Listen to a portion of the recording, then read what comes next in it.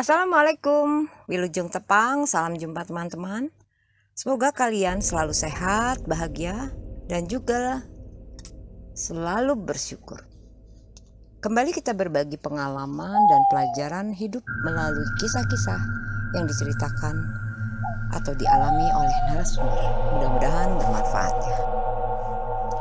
Di video kali ini aku akan menceritakan kembali kejadian yang dialami sendiri oleh seorang pekerja serabutan yang tinggal di sekitar perkebunan jati di Jawa Barat. Aku namakan beliau menjadi Asep dan istrinya menjadi Hani ya. Asep dan Hani memiliki 2 orang anak. Kedua anaknya ini sudah cukup dewasa. Usia mereka 16 dan 18 tahun. Tapi karena keadaan ekonomi keluarga yang pas-pasan, kedua anak gadisnya ini hanya bisa bersekolah sampai tingkat menengah pertama. Padahal Yuni, anak sulung Pak Asep, adalah seorang anak gadis yang ramah, pintar, dan berwajah cantik. Keinginannya untuk melanjutkan pendidikan harus terkubur dengan keterbatasan ekonomi keluarganya. Sedangkan adiknya adalah seorang gadis pendiam yang selalu nerimo keadaan keluarganya. Akhirnya, untuk mengisi waktu dan menambah penghasilan, Pak Asep membuka sebuah warung nasi kecil di pinggiran jalan sebuah perkebunan jati. Istri dan kedua anak gadisnya yang mengelola usaha mereka. Mereka kompak menjalankan usaha warung nasi. Sementara Pak Asep lebih banyak mencari rezeki dengan menjadi kuli angkut, kuli tani, atau buruh bangunan.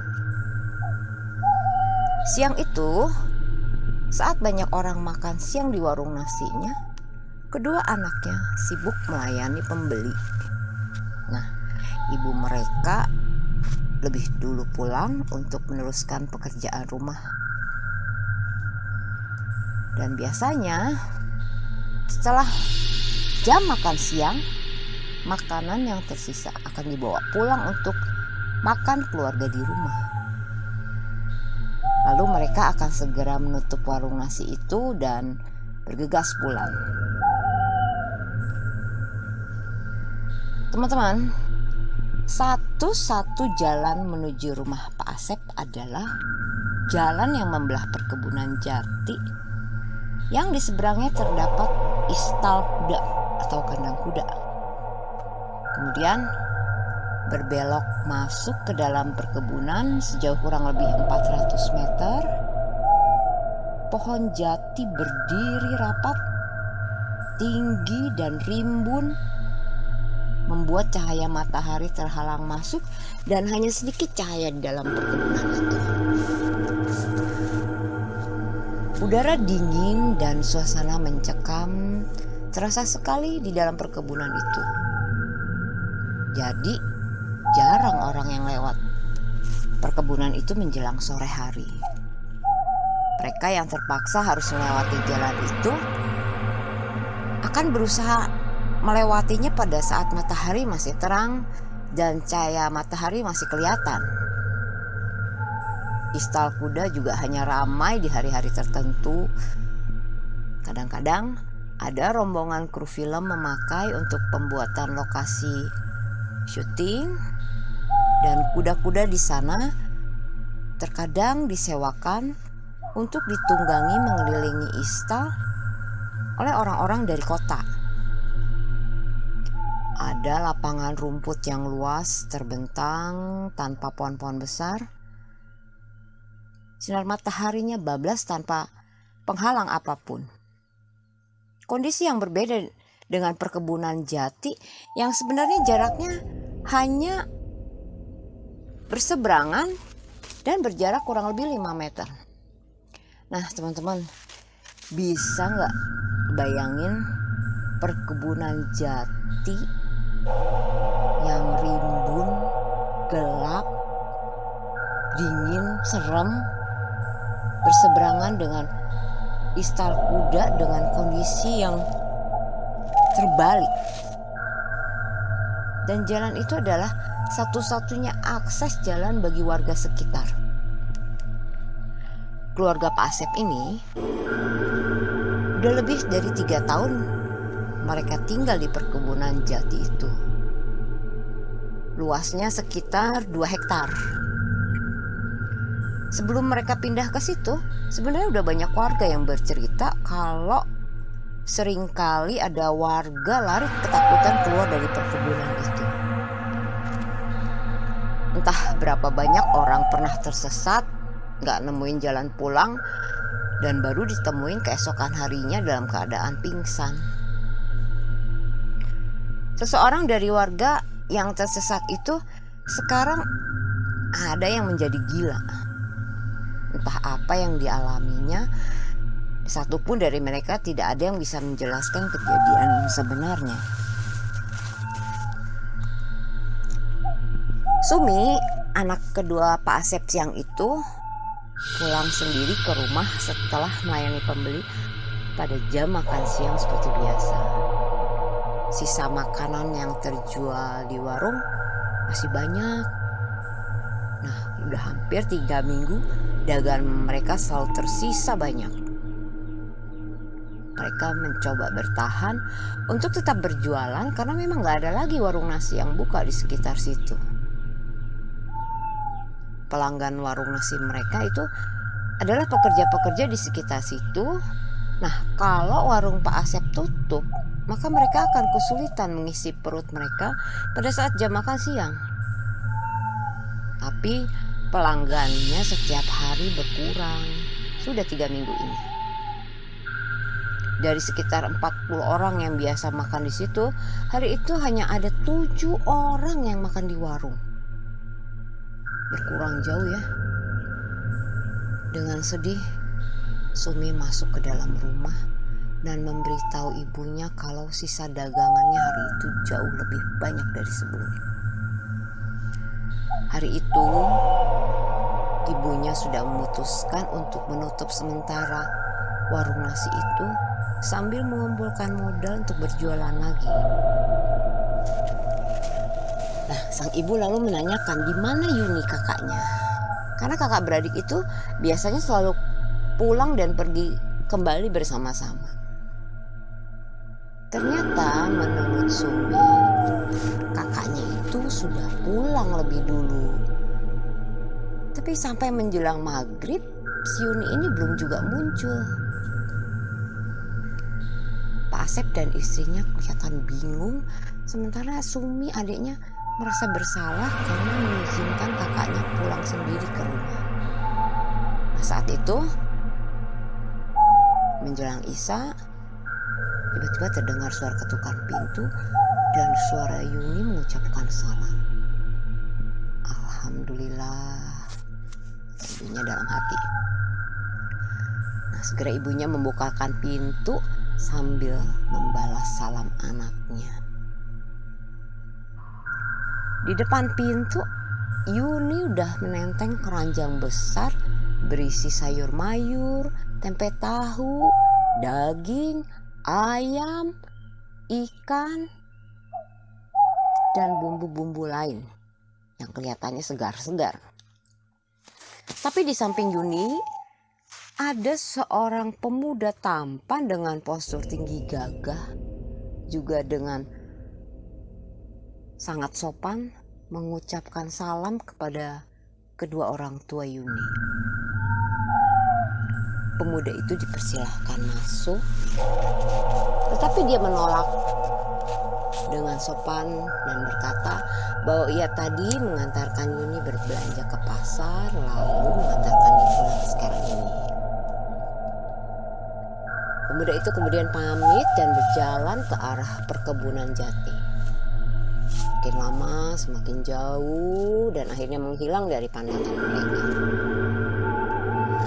Guys, aku nemuin kejanggalan di sini. Yuni yang seharusnya udah lebih dulu pulang sampai di rumah karena dia pulang lebih awal, kok bisa ya? Udah pulangnya telat, diantar cowok asing. Saat itu nggak ada satupun dari mereka yang membahas siapa siapa sosok pemuda asing itu. Mereka langsung sibuk di dapur mempersiapkan makanan untuk dijual besoknya. Gak ada yang nanya Yuni yang pulangnya saat itu bersama pemuda yang tidak mereka kenal sambil membawa banyak keranjang berisi makanan, berisi bahan-bahan segar, dan keranjang itu cukup untuk 2-3 hari mereka berjualan. Gak ada yang sadar dengan kejanggalan sejak kepulangan Yuni malam itu. Nah guys, warung mulai ramai lagi keesokan harinya. Nah bahkan setiap harinya itu ada pelanggannya tuh bertambah 2 atau 3 orang. Makanan yang dijual juga selalu habis. Mereka sekeluarga senang dengan kemajuan usaha mereka dan banyak perubahan yang terjadi dalam kehidupan mereka, terutama dalam hal keuangan. Seperti hari-hari sebelumnya, Yuni selalu pulang lebih awal dan sampai di rumah sekitar jam 8 malam. Ada saja yang selalu dibawanya. Nah, hari itu dia membawa pulang 3 kilogram udang segar dengan ukuran cukup besar, dan dia berencana akan memasak udang itu untuk dijual bersama masakan lainnya. Saat itu, ketika Yuni sampai di rumah membawa udang itu, kebetulan di rumahnya Pak Asep, ayahnya, sedang bertemu Pak Haji Imron, pemilik dari perkebunan jati, ditemani anaknya. Anaknya ini sudah lama suka sama Yuni. Kedatangan mereka berdua adalah untuk bersilaturahmi sambil mengungkapkan keinginan untuk mempersunting Yuni. Yuni yang mendengar langsung percakapan itu tiba-tiba raut wajahnya berubah jadi sinis. Selama di dapur gak ada sepatah kata pun yang keluar dari bibirnya. Dan sebelum pekerjaan selesai di dapur, dia malah sudah masuk ke dalam kamar. Guys, pagi-pagi setelah sholat subuh, mereka biasanya bersiap-siap untuk berangkat ke warung nasi. Yuni berangkat 5 menit lebih awal dari ibu dan adiknya. Kedua tangannya menenteng rantang-rantang besar berisi lauk pauk yang akan mereka jual. Makanan yang dijual selalu habis. Dan karena makanan sudah terjual habis, akhirnya mereka pulang lebih cepat. Tapi hari itu, sejak awal, Yuni tidak kelihatan di warung itu. Ibu dan adiknya bingung, karena nggak tahu kemana perginya Yuni. Jadi rantang-rantang yang dia bawa dari rumah dia taruh hanya di depan pintu warung, tapi orangnya nggak kelihatan di sekitar situ. Karena kesibukan melayani pembeli, akhirnya ibu dan adiknya lupa sampai tiba waktu pulang. Penasaran kan kemana Neng Yuni? Oke guys, jangan lupa subscribe, like, dan komen, share kalau lo pengen berbagi kisah ini sama teman. Yo, gua lanjut. Hari-hari selanjutnya adalah hari-hari penuh kesedihan bagi keluarga Pak Asep. Usaha warung nasinya bertambah besar, tetapi Yuni sudah 3 bulan tidak pernah kembali ke rumah. Kayak naon yang Yuninya. Suatu malam, Pak Asep bermimpi ia didatangi Yuni dengan pakaian mewah, dan di belakangnya terlihat beberapa wanita cantik. Perlakuan mereka terhadap Yuni seolah-olah sosok anaknya itu adalah pemimpin mereka. Yuni hanya tersenyum kepada ayahnya. Tapi tiba-tiba datang seorang pemuda yang berpakaian seperti seorang pangeran menghampiri Yuni, lalu menarik cepat tangan anaknya itu, lalu menghilang. Bersamaan dengan itu, Pak Asep kaget. Dia bangun, nafasnya berhenti sesaat, bajunya basah oleh keringat. Ia mendapat firasat kalau anaknya masih hidup. Tapi entah di mana dia sekarang. Mimpinya ia ceritakan kepada istri dan Sumi anaknya. Lalu mereka sepakat untuk memulai lagi pencarian Yuni dengan bantuan spiritual. Beberapa orang pintar yang pernah dimintai bantuan dulu gak pernah berhasil. Hasilnya selalu nihil. Lalu ada seorang kiai yang sebenarnya mereka nggak kenal, tapi karena kiai tersebut mendengar kabar tentang kasus Yuni ini, Pak kiai tersebut sengaja dia kunjungi rumah Pak Asep. Setelah mendengar ceritanya langsung dari keluarga Pak Asep, beliau menyarankan agar mereka bertiga, Pak Asep, istrinya, dan Sumi berpuasa selama 1 minggu, 7 hari berturut-turut artinya, dan selalu mendoakan Yuni. Pak Kiai juga ngingetin agar mereka semua selalu berserah diri kepada Allah Subhanahu wa Ta'ala setelah mereka sudah berusaha secara maksimal. Di hari ketiga mereka menjalankan puasa sesuai saran sang kiai. Warung nasi tempat mereka berjualan tiba-tiba terbakar.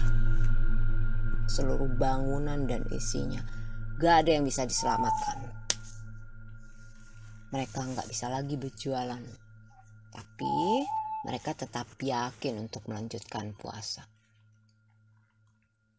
Di hari itu juga bersamaan waktunya Sumi mendadak sakit. Akhirnya ya gak bisa lagi ngelanjutin puasanya. Tubuhnya demam tinggi. Ia bertingkah aneh dan berteriak-teriak. Saat itu Sumi dirasuki satu sosok laki-laki. Sosok itu berkata, isinya kurang lebih seperti ini. Aku memberimu banyak kemudahan. Jualanmu selalu laris hingga hidup keluargamu tidak lagi pernah kekurangan. Perjanjianku dengan anakmu sudah dibuat. Dia adalah istriku sejak aku mengantarnya pulang hingga ke depan pintu rumahmu. Mulai sekarang, jangan ganggu kami. Setelah mengatakan itu, Sumi jatuh pingsan. Pak!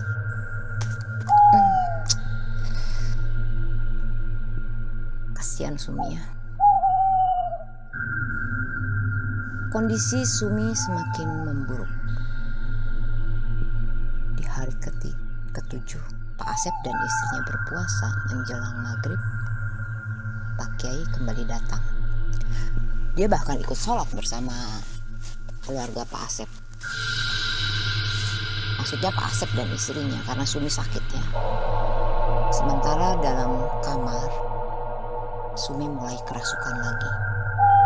Apa yang dikatakannya selalu hal yang sama. Intonasi yang keluar dari mulut Sumi juga berwibawa. Tapi kali ini seperti ada ancaman dalam perkataannya. Isinya kurang lebih seperti ini.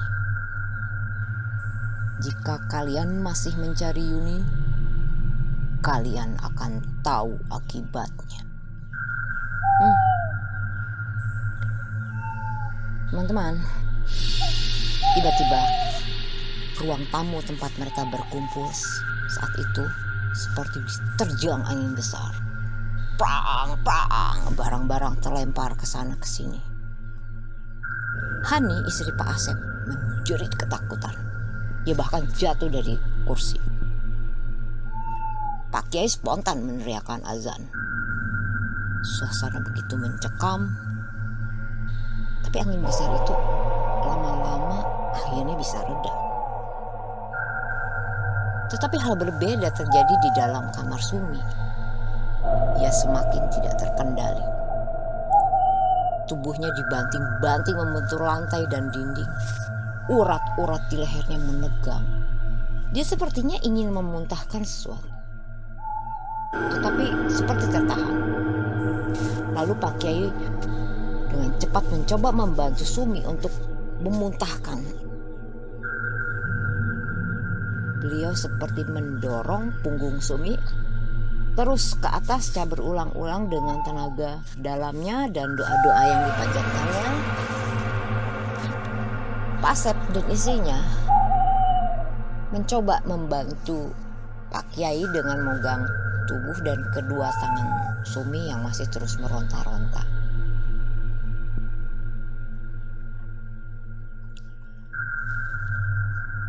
Akhirnya Sumi bisa muntah dan seketika itu juga dia tersadar. Alhamdulillah guys. Malam yang menakutkan belum berakhir. Sumi yang masih terbaring lemah dan kesakitan berkali-kali seperti akan kerasukan lagi. Mereka tidak putus berzikir dan berdoa memohon pertolongan Allah. Sampai akhirnya Pak Kiai membangunkan keluar Pak Asep ketika azan subuh.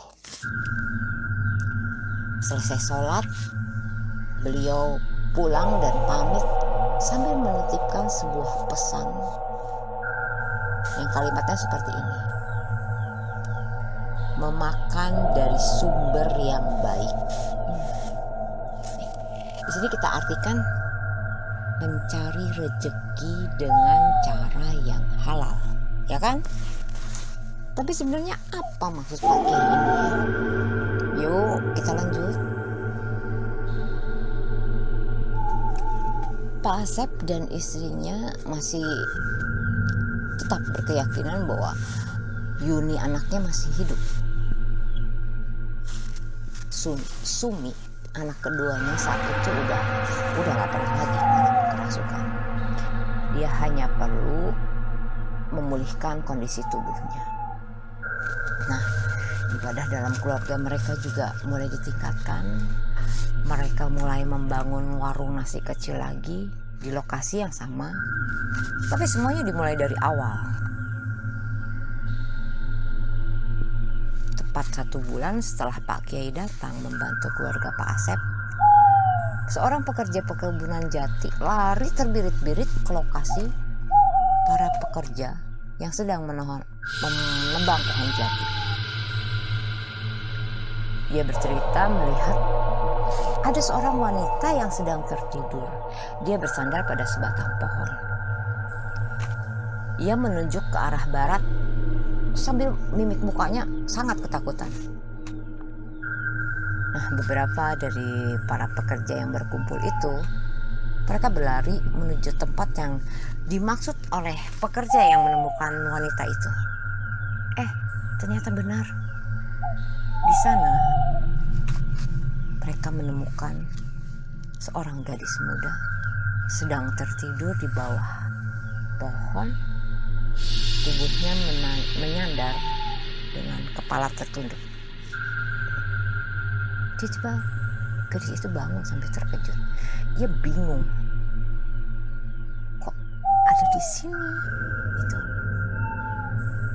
Pekerja yang ada di situ kenal dengan wajah itu. Ia adalah Yuni yang menghilang selama berbulan-bulan. Nah guys, keluarga Pak Asep begitu bahagia. melihat Yuni yang sudah kembali. Isak tangis dan ungkapan rasa syukur terdengar dari mulut mereka. Kondisi Yuni saat ditemukan masih sama seperti saat ia menghilang. Pakaian yang dikenakannya cuma agak lusuh aja. Nah, dari cerita Yuni, dia menjelaskan kalau dia sudah dipersunting pemuda tampan yang dulu pernah mengantarnya pulang. Nah, pemuda itu berjanji kalau dia mau dipersunting, maka kehidupan keluarga Yuni akan dia bantu. Keluarga Yuni akan hidup mewah dengan keuntungan yang berlipat-lipat walaupun dengan cara berjualan nasi. Yuni yang gak berpikir panjang dan gak berbicara dulu dengan ayah ibunya langsung menyetujui. Perjanjian itu dilakukan dengan menorehkan beberapa tetes darahnya sendiri pada kulit batang jati. Yang akhirnya diketahui kalau pohon tersebut adalah sebuah gerbang pintu kerajaan gaib. Jadi Yuni membuat perjanjian dengan menorehkan darahnya sendiri pada sebatang pohon jati. Ternyata itu adalah pintu kerajaan gerbang gaib dan tempat di mana Yuni ditemukan setelah menghilang. Ngerti ya guys? Dan ketika ia masuk ke sana, yang pertama kali terjadi adalah sosok tampan yang pernah mengantarnya dulu itu,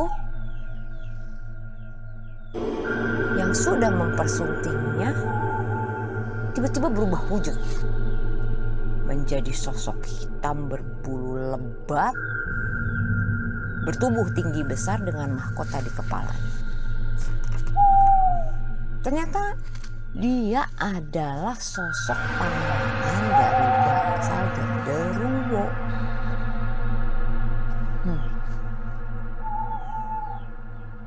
Awalnya Yuni diperlakukan dengan baik dan terhormat. Tapi kemudian akhirnya ia sering diperlakukan kasar dan disiksa.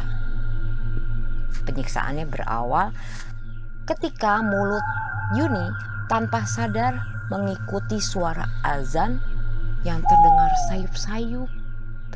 Dan itu ia lakukan berulang-ulang. Hingga akhirnya mereka yang ada di kerajaan itu merasa gerah, lalu mulai melakukan penyiksaan. Hingga akhirnya Yuni merasa tidak kuat. Akhirnya dia kabur dan lari sekuat tenaga, jatuh bangun berkali-kali. Dia terus berlari ke arah sebuah cahaya yang seolah-olah menuju suatu tempat yang aman.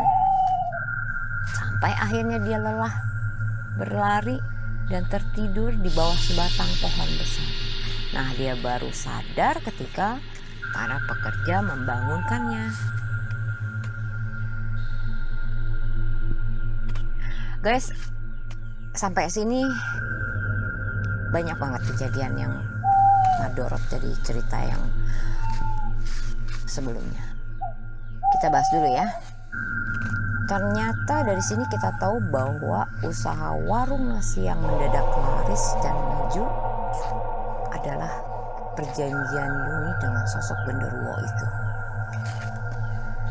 Jadi ia siap diperistri dengan imbalan keluarganya akan mendapatkan keuntungan yang berlipat-lipat dari usaha warung nasinya itu. Mungkin keuntungan yang gak masuk akal.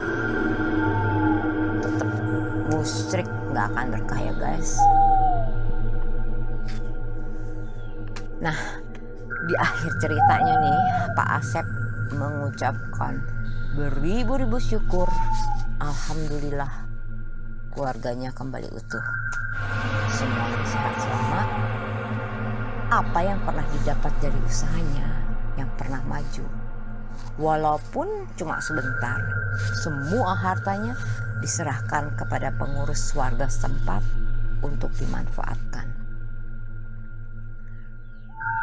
Rumah beserta isinya, juga warung nasi dan perlengkapan memasaknya, beliau sumbangkan kepada warga yang membutuhkan.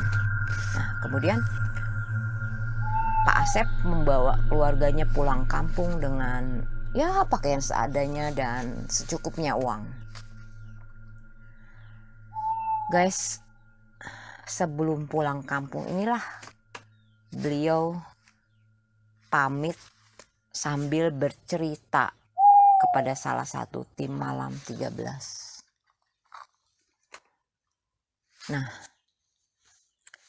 oke, dari sini mudah-mudahan ada hikmah yang bisa kita ambil dari kisah dalam video ini. Jangan lupa untuk selalu mendekatkan diri dengan Sang Pencipta.